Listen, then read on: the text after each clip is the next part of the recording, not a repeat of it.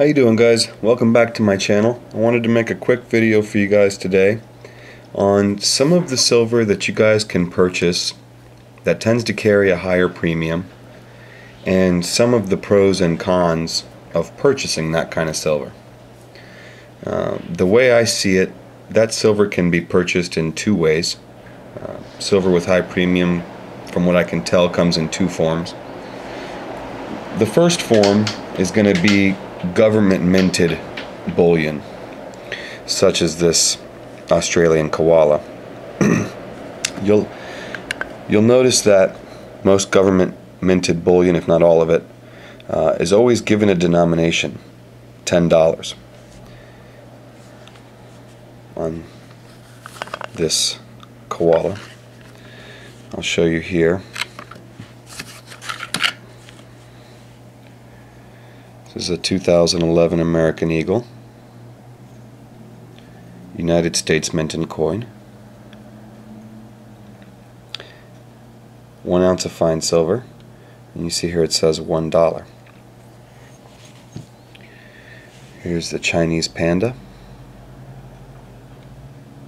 This is another 2013 coin, and I can't read what it says, but it does have a denomination on there. It's 10 yen, I guess, is what that would be.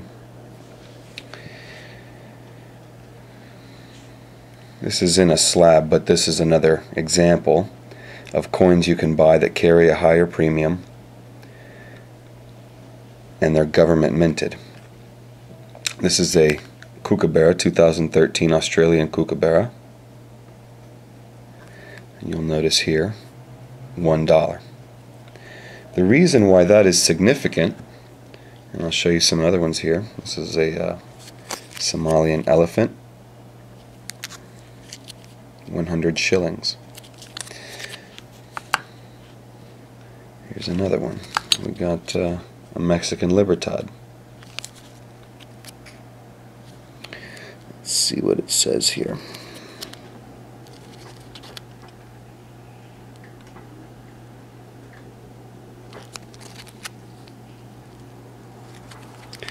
Well, if this has one on it, if this has a denomination on it, I'm not sure where to find it,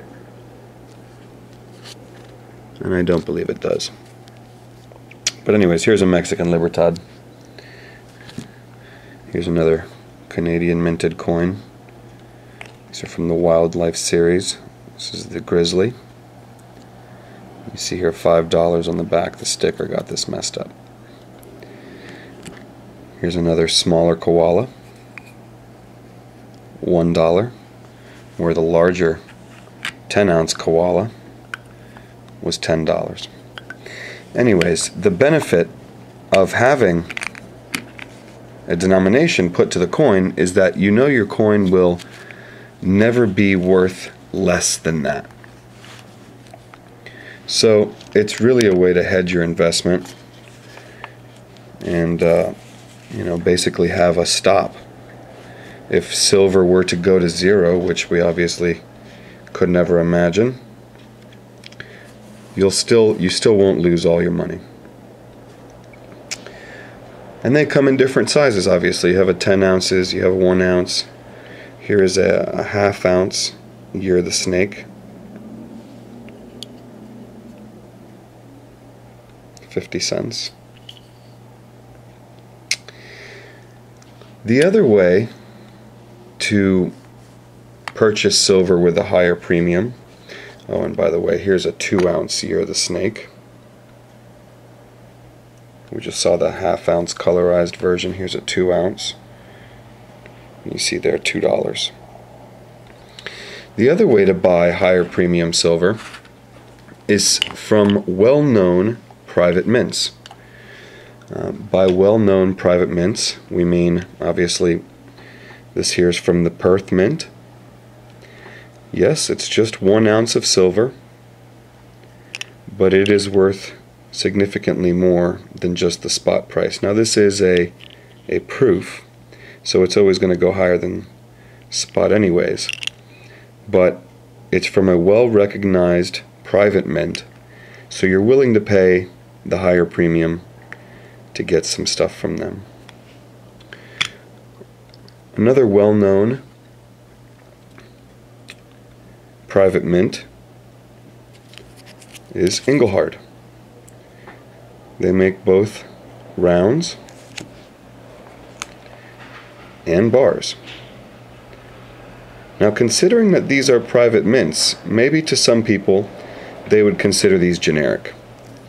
But you know, when you get that Engelhard symbol, that it's a quality piece of bullion, well recognized, and you'll typically get your money back out of it, whatever premium it is you pay. But you will pay a premium for these.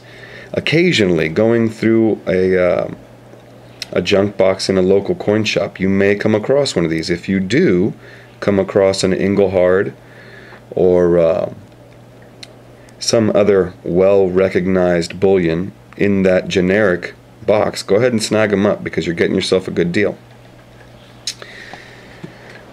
Let me see if I can give you guys some of the pros and cons of these coins. You know, this government minted coinage is well recognizable throughout the world. If you know what silver is and you know what gold is, and you've looked into investing into either one, you will know what a silver American Eagle is. You will know what a Canadian maple leaf is. These are the first things that you learn. You'll very quickly find out what a koala is and what a kookaburra is. So because they're so recognizable, you don't tend to have much problem selling them. Usually, if you want to sell them to a local coin shop or something like that, you will at a minimum get spot. If not, you can maybe get some of your premium back. But I would always recommend selling on the open market. If you're going to sell a little bit at a time, you can always sell on the open market and typically get the majority of your premium back, if not all of it. And depending on how long you've held on to it, you might even make a profit. This coin here in particular, you want to be careful with the pandas. In China, you can find a lot of counterfeits. That's something that is an issue with these very popular coins. This coin in particular has some other things that counterfeiters have to beat in order to get it right, like the design changes every year, and the quality of the coin. To be able to counterfeit something of this quality is very difficult. So that's one of the pros and cons of this higher premium coinage, is that typically you'll get at least spot for it, but you got to be careful sometimes because it's so well recognized that they're very popular for fakes. When you are, one of the other cons about buying this government minted, obviously all of it, is the fact that you do pay the premium. It's sometimes very difficult to see silver down at 30 and have to pay a premium of $4 or $5 above spot for a coin. But especially if you're buying from someone you don't know, or you're buying over the internet, it's always going to be safest to buy things that you recognize. It's very, very important. So that's what I wanted to show you guys today. The couple different ways to get coins with a higher premium for collection or for investment, and some of the pros and cons in doing so. So leave me a thumbs up, subscribe to my channel if you haven't, leave some comments down below, and I'll see you guys on the next one.